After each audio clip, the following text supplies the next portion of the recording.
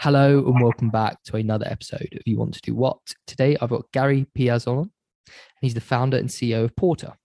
Hi, Gary. Hi, Daniel. How are we today? Good, thank you. How are you?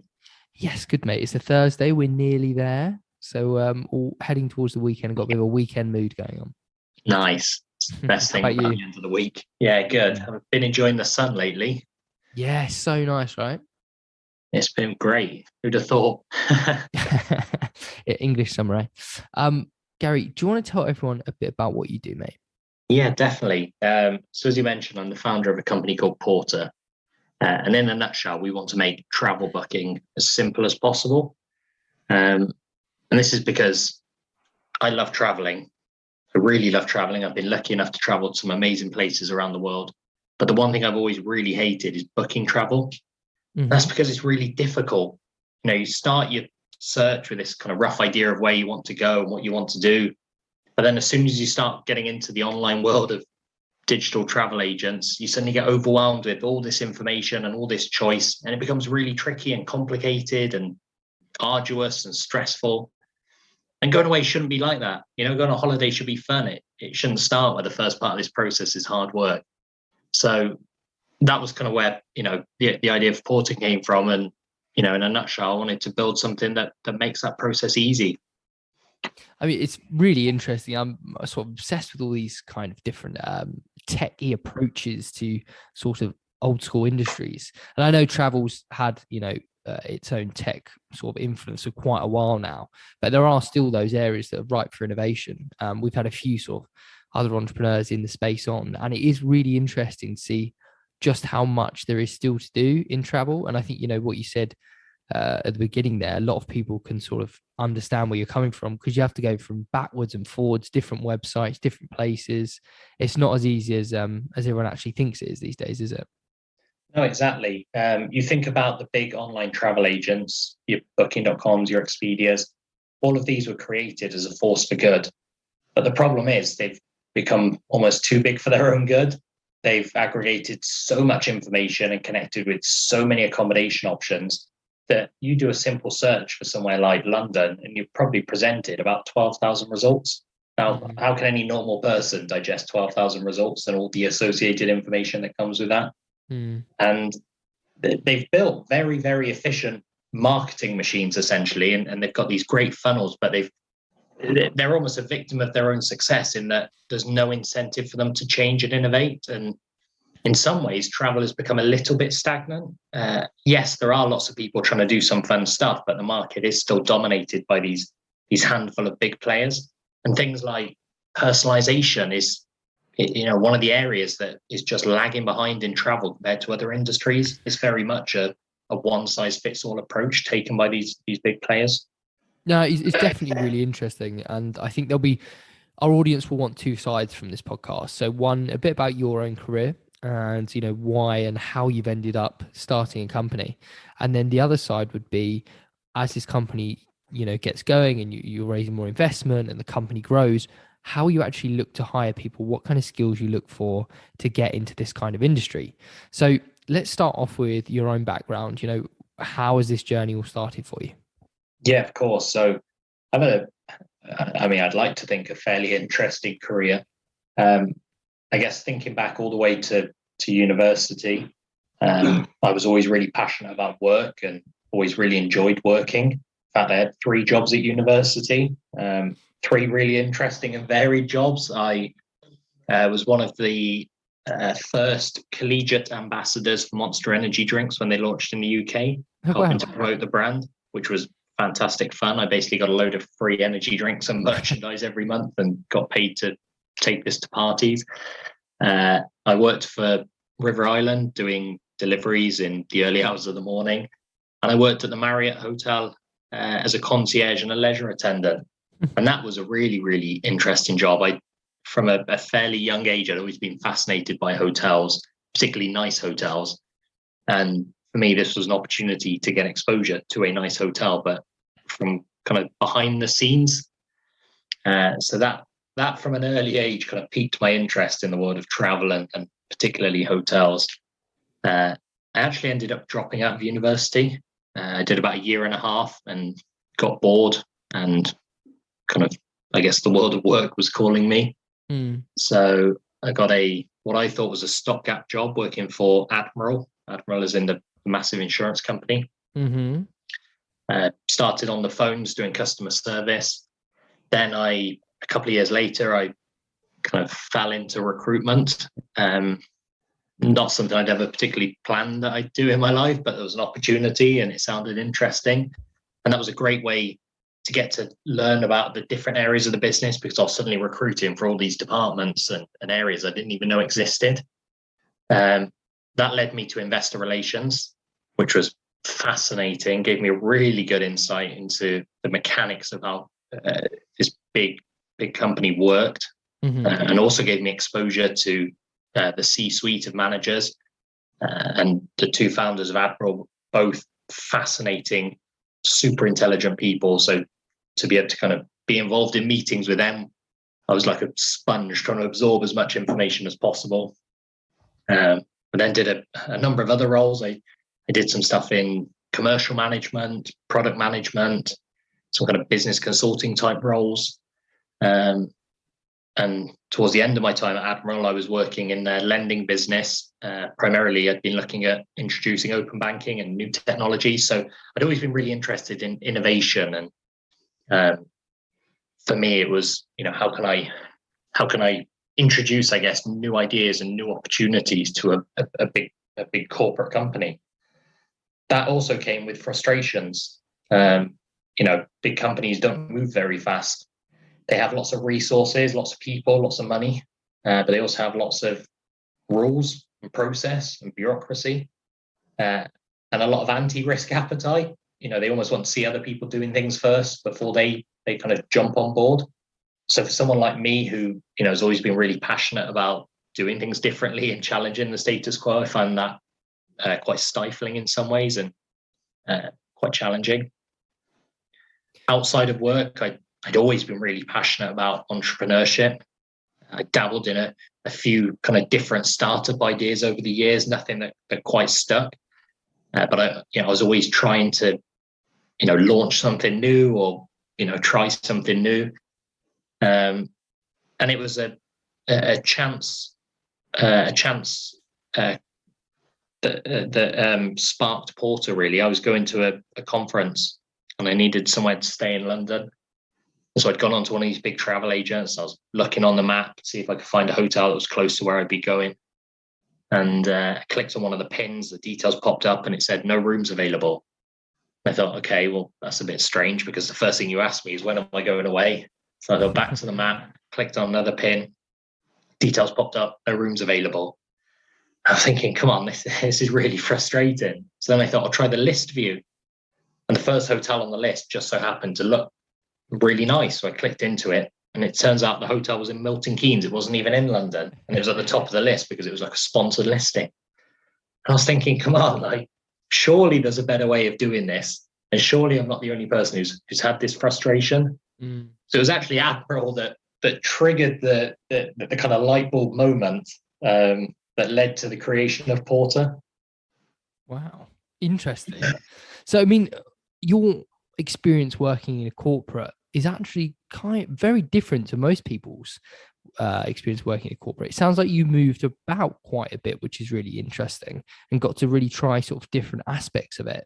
But I 100% agree with you about them being slow. And even when you have new ideas and you bring them to the forefront, sometimes it can take months or years for those to even, play out, at which time it's usually too late. So I personally, and the way I am, I wouldn't work at big corporate again because I think they're just too slow and just not for me, right? I like to try different things and try to challenge kind of status quos and things. Yeah. So it's interesting. I think it's actually something not a lot of people think about. They just go and get a job, and if it's a big corporate, great, that's secure. But it's actually quite hard, I think, if you're a person who's maybe quite entrepreneurial, to work in those places because it's quite suffocating. I think you said that. Yeah, definitely. And don't get me wrong, I don't regret anything from my career. I thoroughly enjoyed my time at Admiral and I had opportunities there that I don't think I would have had at any other company. I Admiral is a big believer in promoting internal talent, promoting from within. And, you have this kind of, plucky youngster who started in the call center, and, years later, I'm sat with the CEO and, in meetings with, with all these people who kind of, founded the company or in these really senior positions. And I'm sitting there thinking, hang on, why am I in this room? But as you rightly pointed out, the breadth of opportunities I had gave me a really well-rounded amount of experience. And there's a lot that I've taken from my time at Admiral that I'd like to think I can apply to what I'm doing entrepreneurially. But that being said, you are right. I was sometimes climbing the walls, wanting things to move faster. And obviously my risk appetite is very different to that of Admiral's. Admiral is a regulated financial services company.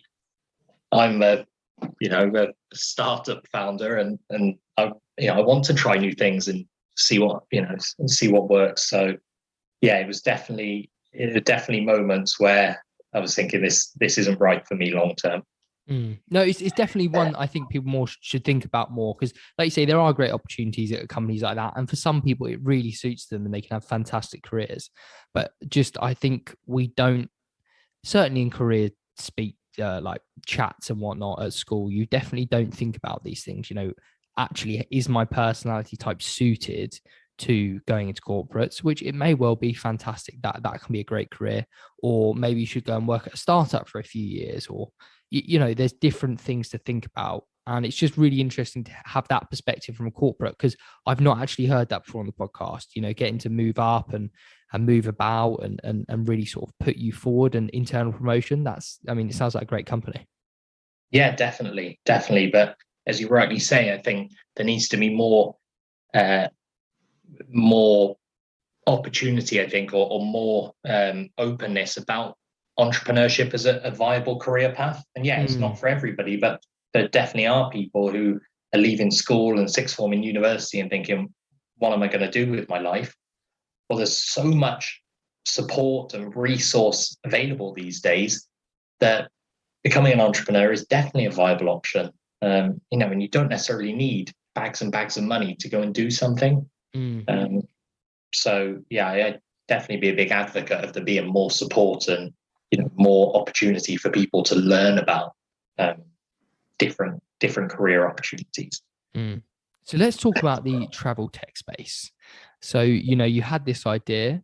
How did you even go about entering the industry, starting your business? Finding the right people to help you build it. How's that all gone? There's been ups and downs, as with everything. So when I first incorporated Porter, that was at the very end of 2019. I'm not technically gifted, shall we say. I can speak the speak, but I can't walk the walk. I wish I could code. I can very basically code, but not to the extent of what we needed at Porter. So I always had quite a clear vision in terms of what we wanted to deliver with Porter. But I always knew from day one that I'd need people to support me in actually delivering that vision and creating the product. So the first thing I actually wanted to do was try and raise some money to be able to, find an outsourced team or bring somebody on board who could, deliver that technical side of things.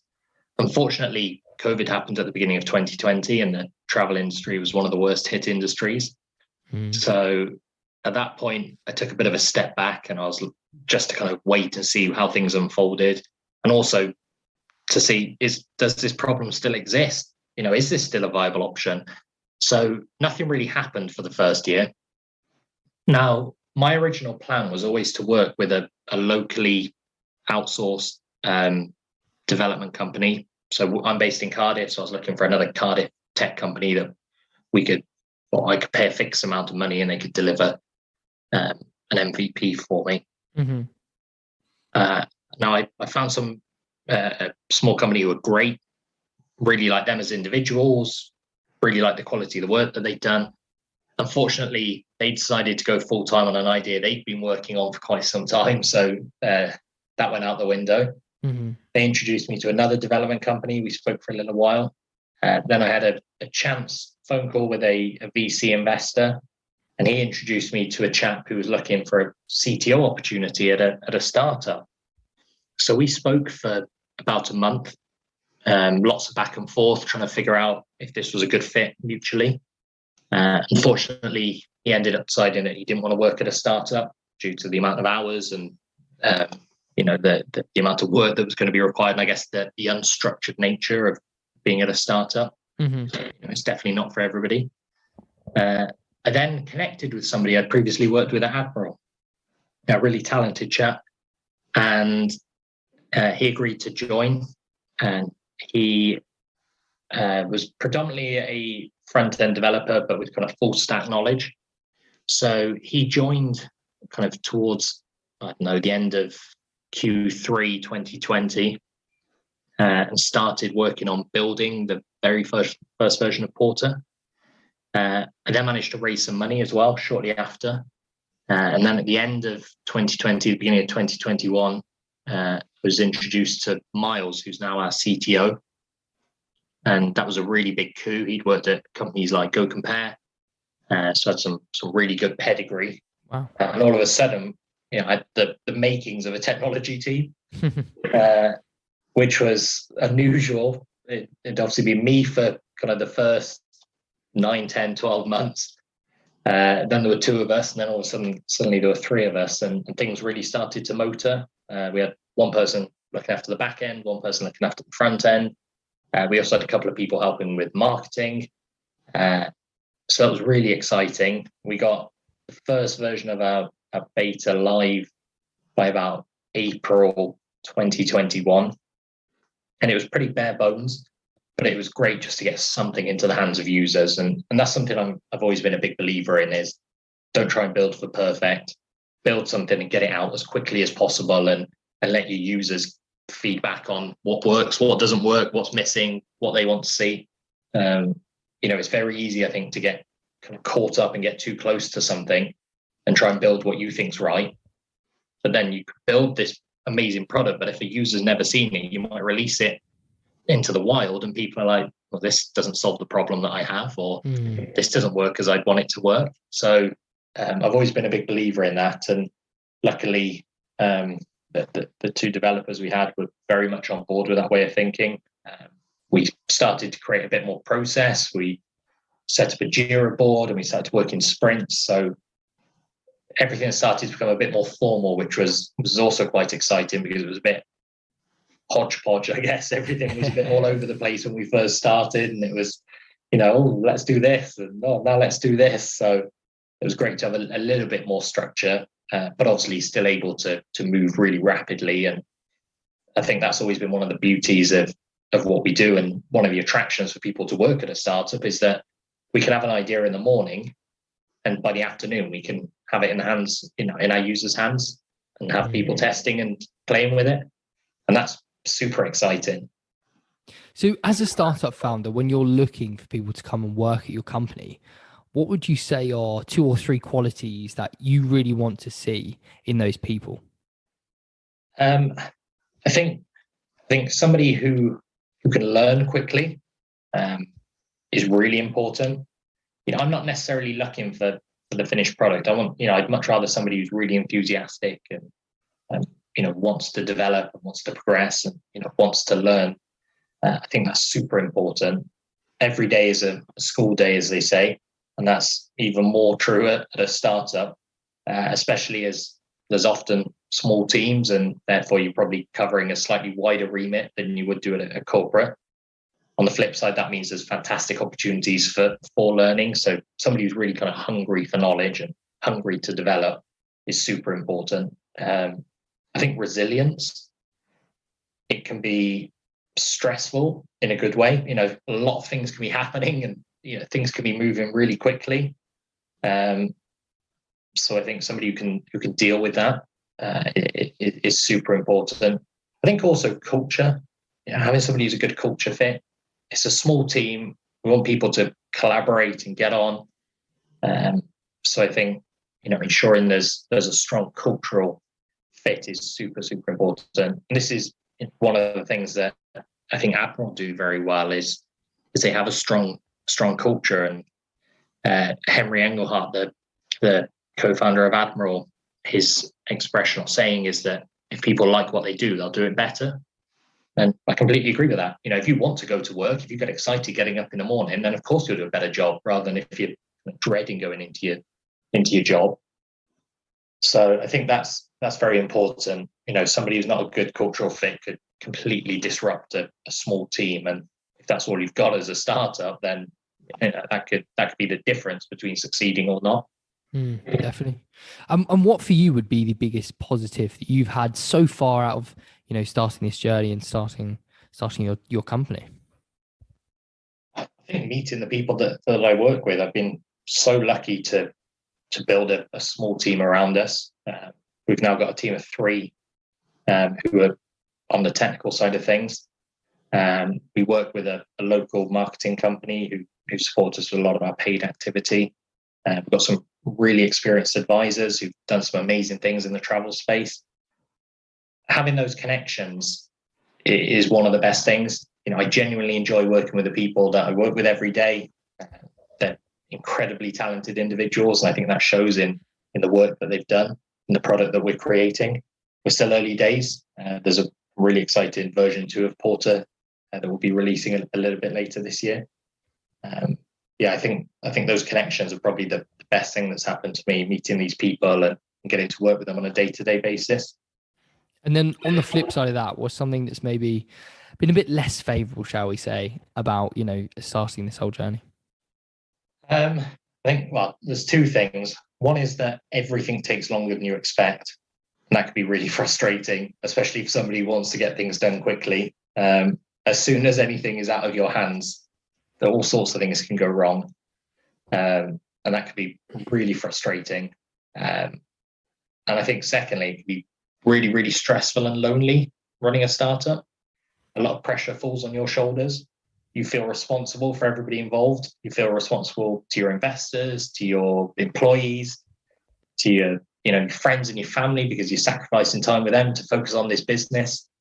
So it's definitely stressful. It's definitely lonely. But when things do go well, there's no better feeling. It's addictive, and you start chasing those highs, and that's how people get kind of down this rabbit hole of entrepreneurship.